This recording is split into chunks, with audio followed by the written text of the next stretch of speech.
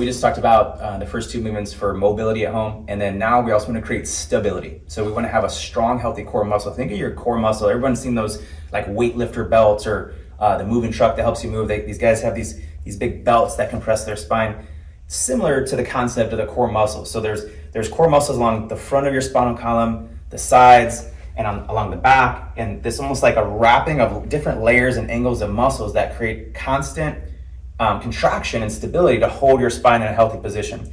When the core gets weak and you go through a sudden movement or a lift, or you hear the story about someone who just bends over, picks something up on a weird angle and they blew out their back, but it wasn't that heavy, it was simply because not necessarily how strong the weight was or anything like that. It's more the fact that the core had been gradually weakening for a long time and it was very susceptible where at any time, any little moment could create a subluxation or a misalignment or a stuck joint, okay? So I'm gonna talk about how to strengthen the back, the side, and the front, kind of with one routine you can add throughout your weekly routine. Doesn't take long at all, and this can make all the difference in the world for people over time, creating a strong core. The goal with each of these movements is it's not repetition, almost like a bicep curl would be repetition, right?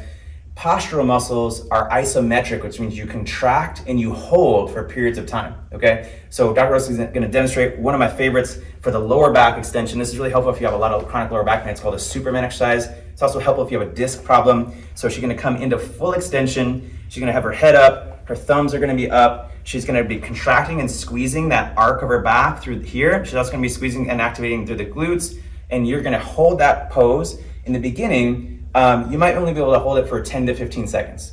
Over time, you really want to be able to comfortably hold that with a strong core for 45 to even 60 seconds. And then you can relax and just take a break, for 10, 15 seconds in between, and then do another rep. I like to do 4 reps at a time to make that,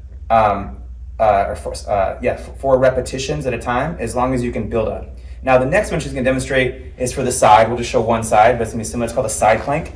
So the goal with the side plank is she's going to come up and she's going to be stable here. What you're looking for is a plank, like a board, a nice line. You don't want to be sagging down. So if you show them, sagging the hips down, that's not going to be strengthening the core, or way too exaggerated up where you're almost on an arch here. You really want a nice plank where you're like a board.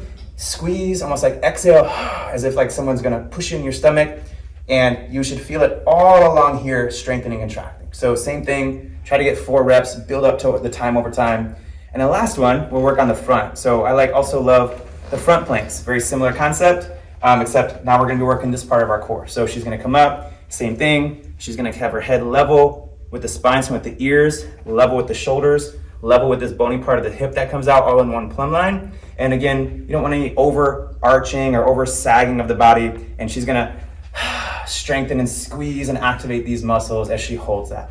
So guys, that's one of my favorite movements to create stability and capture your core muscles and train it strong over time.